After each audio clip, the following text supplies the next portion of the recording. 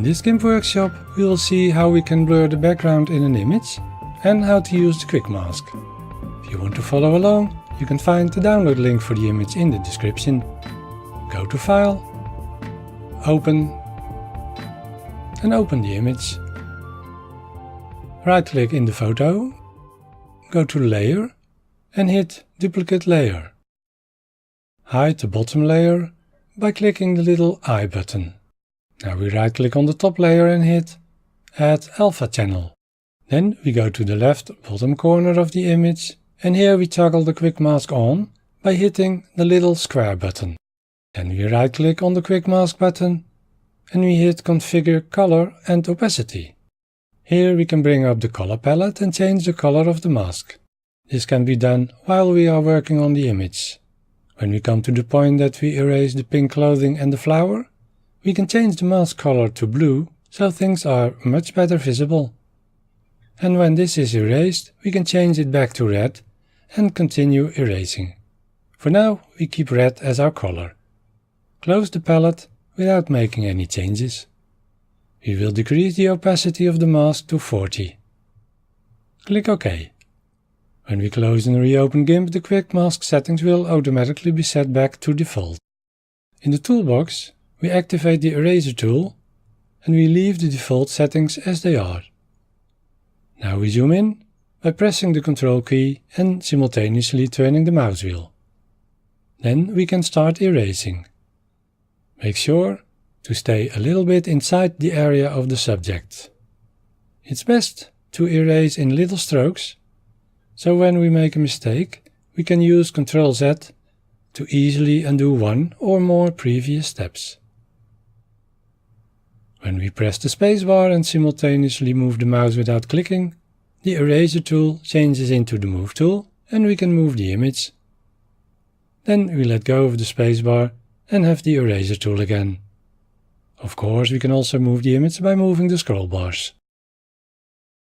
When we press the left or right bracket key, we can change the size of the eraser. When we accidentally erase too much, we can swap the foreground background color by hitting the X key on our keyboard, so our foreground color is now white. Then we can paint back the erased part of the quick mask. Now we change the foreground background color again by hitting the X key, so black is our foreground color. Then we can continue erasing. When we are not sure where to erase, we can toggle the quick mask off to have a good look, and then on again. This process of carefully erasing is quite time consuming, so for the sake of the tutorial we will speed things up a bit by going fast forward.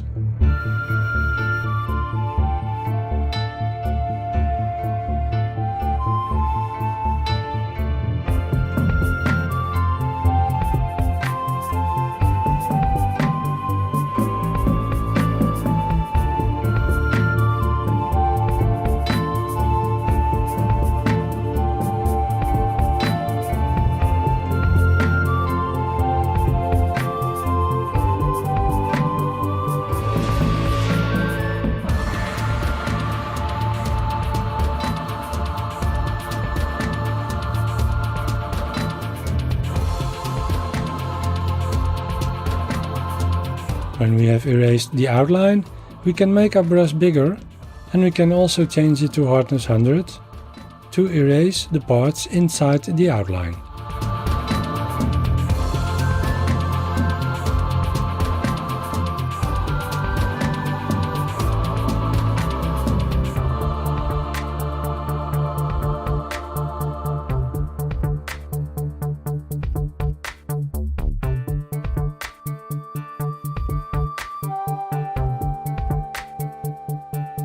When this is done, we hit X to change the foreground color back to white.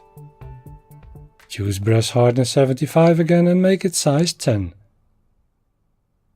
Then we check our outline to make some corrections where and if necessary. Satisfied with the result? Go to View, Zoom and Fit Image in Window. Then we toggle the quick mask off and there we have our selection. Go to Select and hit Invert. Then to Edit and here to Clear, so our background is removed. Back to Select and now hit None. Then we hide the top layer, make the bottom layer visible again and select it. Now we go to the menu bar, click Filters, Blur and Gaussian Blur. Drag the dialog box to the top of your screen. Hover over the right bottom corner, and when the cursor changes into a diagonal double arrow, we can pull out the window. Move the image in the preview pane. Make the blur radius for both horizontal and vertical 100. Then we can click the preview off and on to see the difference. Now hit OK.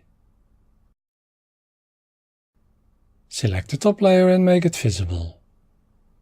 Hit the X key to swap the foreground background colors, so black is our foreground color.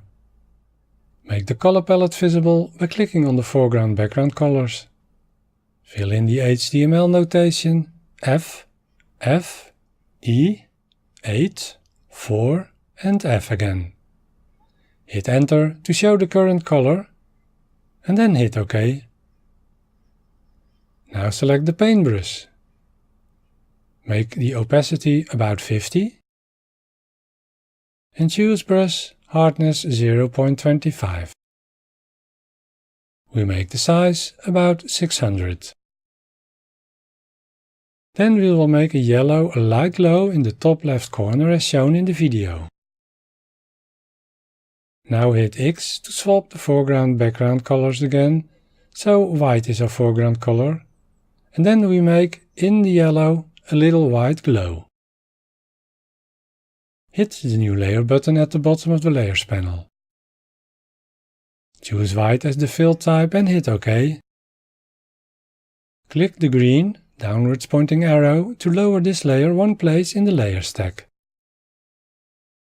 Then select the top layer.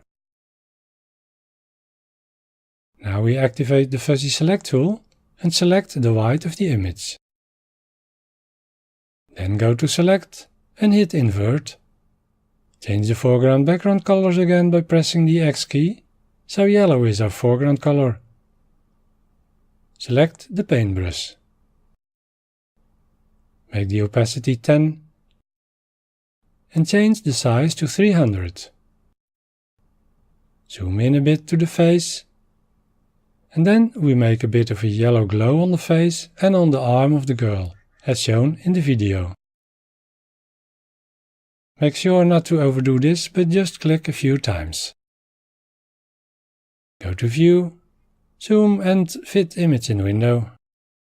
Hit the D key on your keyboard to change the foreground background colors back to default, so we have black as our foreground color. Enlarge the size of the brush to about 600.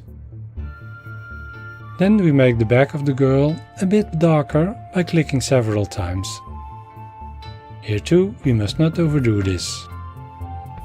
Then to select and hit None. Click and drag the white layer to the waste bin. And there we have our final result. I hope you like this Gimp workshop tutorial. Please like, subscribe and leave a nice comment to support my channel. Thanks very much for watching.